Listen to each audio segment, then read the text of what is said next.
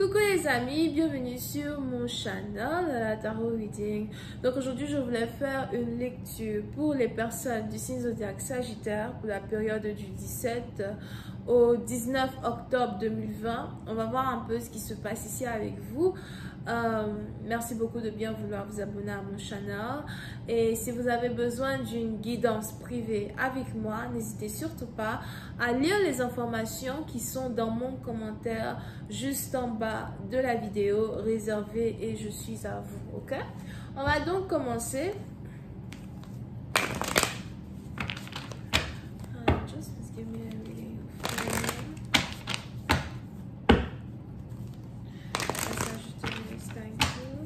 Cette lecture est une lecture générale, les énergies sont interchangeables. Si jamais elle ne résonne pas avec vous, je n'ai pas de message pour vous aujourd'hui, ok? I'm just giving you a reading for my Sagittarius. Thank you so much.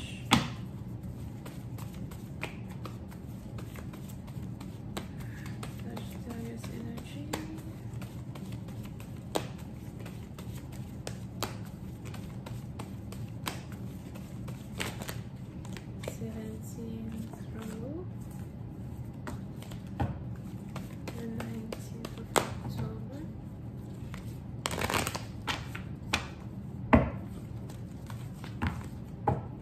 Les Sagittaires. Les Sagittaires, pour une certaine partie d'entre vous, il est probable que vous essayiez ici de prendre votre courage à deux mains pour faire face à une situation, pour faire face ici à une situation qui a un rapport avec votre relation amoureuse, qui a un rapport avec votre famille. Pour une certaine partie d'entre vous, il est probable que vous avez déjà quelqu'un dans votre vie, vous êtes déjà peut-être marié, pour d'autres, vous êtes peut-être déjà fiancé. Over here. Pour une autre partie d'entre vous, si vous êtes dans une relation intense ou encore si vous êtes plutôt committed dans une relation avec quelqu'un, il est probable que vous avez des enfants avec cette personne. Et votre priorité, ce sont vos enfants. Vous voulez prendre soin de vos enfants. Vous essayez d'être fort ou forte pour vos enfants. Parce qu'il est probable que depuis un certain temps, vous avez commencé à remarquer certains comportements chez votre partenaire que vous n'appréciez pas. Vous avez commencé à remarquer les vieux démons de votre partenaire que vous n'appréciez pas. Ok? Pour une autre partie d'entre vous, il est aussi probable que vous vous êtes marié un peu trop vite ou encore vous avez l'impression de vous être marié un peu trop vite. C'est peut-être vous qui ressentez cela. C'est peut-être votre partenaire qui a l'impression qu'il vous a demandé en mariage un peu trop vite. Mais on a l'un des deux partenaires qui regrette somehow la situation, le mariage, le commitment, la déclaration qu'il vous a fait quand il s'agissait d'une union que vous devez avoir ensemble ou encore que vous voulez avoir ensemble.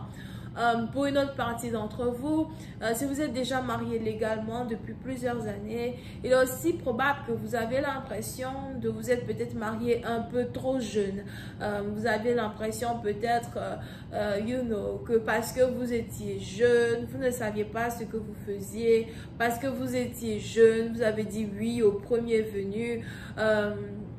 Et aujourd'hui, votre force, ce sont vos enfants, mais il y a un certain niveau d'insatisfaction dans votre énergie. Ok? Over here. Et on est ici dans une situation somehow où il est probable que vous voulez être autonome. Vous ne voulez plus vous abaisser ou vous rabaisser sur un partenaire. Vous ne voulez plus montrer à votre partenaire que vous dépendez de lui énormément. Pour une certaine partie d'entre vous, il est probable que vous cherchez ici du travail ou encore vous cherchez à ouvrir votre propre business. Pour d'autres, il est aussi probable que vous voulez peut-être devenir vétérinaire ou encore vous avez un certain don pour la cuisine ou la guérison. Pour une autre partie d'entre vous, il est probable que somehow, vous essayez aussi de passer beaucoup plus de temps au travail afin de ne pas réellement voir votre partenaire quand vous rentrez à la maison ou encore vous faites tout pour rentrer à la maison quand votre partenaire dort ou encore vous faites tout pour être déjà couché quand votre partenaire rentre à la maison. Il y a vraiment une certaine imbalance. quand il s'agit ici de cette union, de cette connexion que vous avez avec quelqu'un, d'accord? Pour d'autres, on est ici dans une situation où vous faites de votre mieux pour vous sentir bien. Vous faites de votre mieux pour ne pas être dépressif ou dépressive. Vous faites de votre mieux pour ne pas regretter quelque chose. Ne pas regretter quelque chose, c'est peu dire. Mais vous faites de votre mieux pour ne pas laisser le regret vous envahir. D'accord? So, vous voulez peut-être être un bon compagnon et une bonne compagne. Je ne sais pas si c'est compagnon, whatever. En essayant de vous asseoir sur cette insatisfaction-là et de rester dans un mariage, une relation qui ne vous plaît pas. Pour une autre partie d'entre vous, il est aussi probable que vous avez votre partenaire qui ressent les mêmes choses que vous, mais ce dernier ne veut pas vous dire.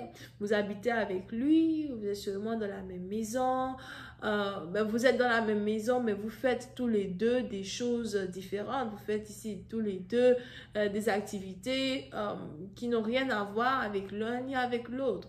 Pour une certaine partie d'entre vous, vous essayez de vous reconstruire dans une relation dans laquelle vous n'êtes pas heureuse. Et vous avez votre partenaire as well qui est de l'autre côté, qui sait très bien qu'il n'est pas heureux avec vous as well, mais en même temps, il essaye de vous donner de l'espace. Il essaye de vous rendre heureuse comme il peut, en évitant de vous parler de ses problèmes, en évitant de vous parler ici de ce couple-là même dans lequel vous êtes qui ne l'arrange pas. D'accord? Over here. Et pour une certaine partie d'entre vous, il est donc probable que malgré le manque d'amour que vous ressentez ici pour une personne, vous voulez faire de votre mieux pour que vos enfants soient heureux. Soit vous vivez pour vos enfants alors qu'on parle. Surtout si vous avez des enfants. Vous vivez pour vos enfants, vous vivez ici pour leur futur, vous vous apprêtez ici à envoyer des enfants à l'école, pour une certaine partie d'entre vous, pour d'autres, il est probable que parmi vos enfants, il y a peut-être ici l'un de vos enfants qui a un problème de santé plutôt rare, ça dépend, you know, on a des genres de maladies rares, je sais pas, il y a l'autisme, c'est comme ça, non? Autisme, je sais pas comment dire en français. En anglais, on dit autism, ok, something like that. Il y a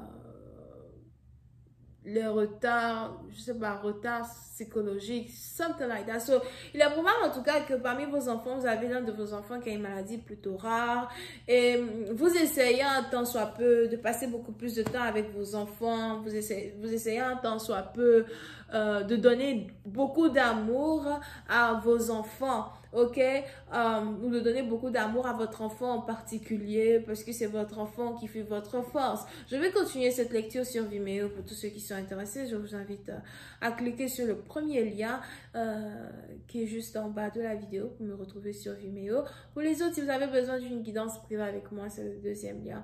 On a les lions, les cancers. Bisous, bye.